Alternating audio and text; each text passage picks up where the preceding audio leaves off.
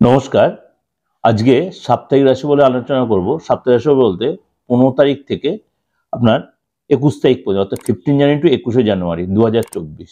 তার আগে বলে রাখি, এই 15 জানুয়ারি একদম সপ্তাহের প্রথম দিনই কিন্তু মকর সংক্রান্তি, অর্থাৎ রবি ধনুরাশি ছেড়ে, মানে রবি গ্রহ অর্থাৎ সূর্য তার ধনুরাশি ছেড়ে মকর রাশিতে গমন করবে এই 15 তারিখ, অর্থাৎ সেদিন মকর সংক্রান্তি হবে।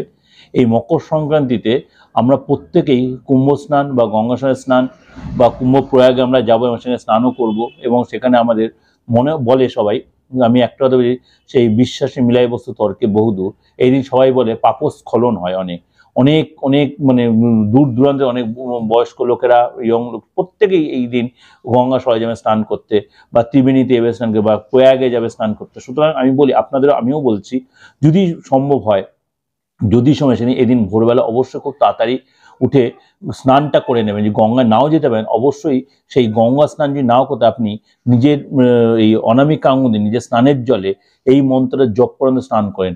ওং গঙ্গে চ যমুনে চৈব গোদাবরী সরস্বতী, ওং গঙ্গে চ যমুনে চৈব গোদাবরী সরস্বতী, নর্মদে সিন্ধু কাবেরী জলহস্মিন সন্নিধিং কুরু। এই মন্ত্রটা নিজের স্নানের জলের মধ্যে এই অনামিকা আঙুল দিয়ে ভালো করে ঘোরাবেন আর মন্ত্রটা বলবেন। যদি মন্ত্রটা বুঝতে অসুবিধা, বারবার শুনবেন, লিখে নেবেন, কানে শুনে লিখে নিয়ে মন্ত্রটা পড়বেন। অবশ্যই এটা প্রত্যেক দিন করতে হবে, কিন্তু এই দিন অবশ্যই করুন। যদি আপনার আশেপাশে নদী বা গঙ্গা না থাকে, বা আদার যে কোনো যেই জায়গায় আমার প্রোগ্রাম শুনতে পাচ্ছেন, বাংলাদেশের লোকেরা শুনছে বা ভারতবর্ষের অন্য কোনো স্টেটের লোকেরা শুনছে, সেখানে সব জায়গায় গঙ্গা নেই, আপনি যেখানে নদীর জল পান সেখানে স্নান করেন। যদি না পারেন, একান্ত বাড়ির জলে স্নান করলো, এই মন্ত্রটা জপ করে স্নান করুন। কি মন্ত্র? আরেকবার বলছে, ওম গঙ্গে চ যমুনে চৈব গোদাবরী সরস্বতী, নর্মদে সিন্ধু কাবেরী জলহস্মিন সন্নিধিং কুরু। তার মানে এটা গঙ্গা জলের সমতুল্য হয়ে গেল। এবার বলবো পুরো গ্রহ রাশির ট্রানজিটটা নিয়ে।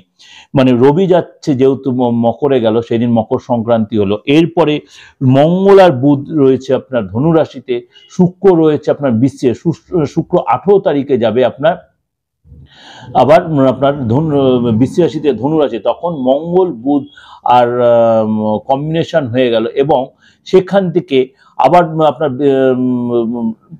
26 দিন অন্তর চেঞ্জ যাবে, কিন্তু এই মুহূর্তে এসেছে বৃহস্পতি রয়েছে মার্গী অবস্থায় মেষ রাশিতে, এবং রাহু রয়েছে আপনার মীন রাশিতে, কেতু রয়েছে কন্যা রাশিতে, চন্দ্র থাকবে আপনার কুম্ভ রাশিতে, আর মঙ্গল 17 তারিখে পূর্বষাঢ় নক্ষত্রে কনভার্ট হবে, পূর্বষাঢ় নক্ষত্রে যাবে, এবং শুক্র 18 তারিখে কিন্তু তার বৃশ্চিক রাশি ছেড়ে ধনু রাশিতে যাবে। সুতরাং 18 তারিখে রাত্রি 9টা 5-এ, 18 তারিখে 9টা 5-এ শুক্র কিন্তু যাবে আপনার বৃশ্চিক রাশি ছেড়ে ধনু রাশি। এই হলো সারা সপ্তাহের গ্রহ ট্রানজিট। এর উপরে বেশ করে 12 রাশির কি এফেক্ট হবে সেটা নিয়ে আলোচনা করবো, এবং উপাচারটা আমি দেবো আপনার শর্টসে পেয়ে, 12 রাশির উপাচারটা আমার শর্টসে ফলো করবেন, সারা সপ্তাহের উপাচারটা আপনি সেখানে পেয়ে যাবেন।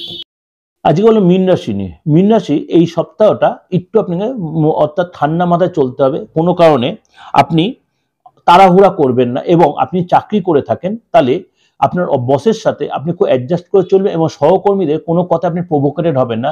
সহকর্মীরা যদি আপনার এগেনস্টে কোনো কন্ট্রোভার্সি করে জড়িয়ে থাকে, আপনি সেখান থেকে পুরো অ্যাভয়েড করে বেরিয়ে আসবেন, অর্থাৎ খুব ট্যাক্টফুলি ম্যানেজ করেন। বস যদি আপনাকে কোনো কাজের অর্ডার দেয়, আপনি সেটা ঠান্ডা মুখে করবেন, তাহলে বস আপনার ফেভারে থাকবে।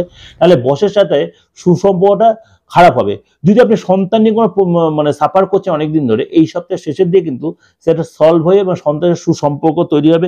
যারা স্টুডেন্ট তাদের কিন্তু এই সপ্তাহটা যদি পড়াশোনায় কনসেন্ট্রেট করতেন, যথেষ্ট রেজাল্ট কিন্তু আপনার ফেভারে হবে।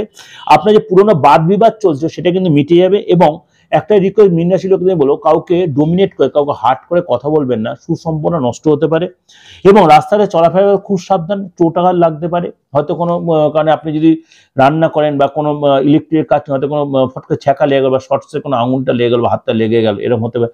পড়ে গিয়ে একটু আঘাত লাগতে পারে, গাড়ি নিয়ে বেরিয়েছে হয়তো পড়ে গেলেন, বা রাস্তায় এই সপ্তাহের শেষের দিকে বৃষ্টি হতে হবে, বুধ বৃহস্পতি, হয়তো পড়ে গেলেন, জলের মধ্যে হয়তো পড়ে গেলেন, আছাড় লেগে গেল, এরকম খুচকাচ হতে পারে। এই জন্য ভয় পাওয়ার কিছু নেই। অর্থাৎ আগুন জল এগুলো থেকে এই সপ্তাহে একটু সাবধানে থাকবেন। আপনার এগেন্সে কনস্পিরেসি হবে, সেটা কিন্তু আপনি একদম আমল দেবেন না, সেটাকে খুব ট্যাক্টফুলি ম্যানেজ করবেন, তাহলে দেবে আপনি সেখানে আপনি যুদ্ধ জয় করতে পারবেন। এবং আপনাকে এই সপ্তাহে পুরো অ্যাডজাস্ট করে চলতে হবে। আটকে থাকা অর্থ ফেরত পাবেন। যদি আপনি ব্যবসা করেন, নতুন চুক্তি ব্যবসা করেন, বাইরে যেতে হতে হবে, কিন্তু যাই করে পার্টনারশিপ ব্যবসা কিন্তু এই সপ্তাহে করবেন না। আর যদি আপনি পুরোনো পার্টনারশিপ ব্যবসা থেকে থাকে, এই সপ্তাহে ইনভেস্ট করবেন না, পার্টনারের সাথে সমঝের কথা বলবেন। যাই হোক, এগুলো কিন্তু সবই ওভারঅল আপনাদের প্রেজেন্ট করলাম। ভালো অবশ্যই লাগবে, অবশ্যই মিলবে, এবং সবচেয়ে বড় কথা, যত পারবেন লোকেকে শেয়ার করুন। ভালো লাগলে অবশ্যই লাইক করুন, সাবস্ক্রাইব, নোটিফিকেশনটা অন করুন। নমস্কার, সারা সপ্তাহ ভালো কাটুন।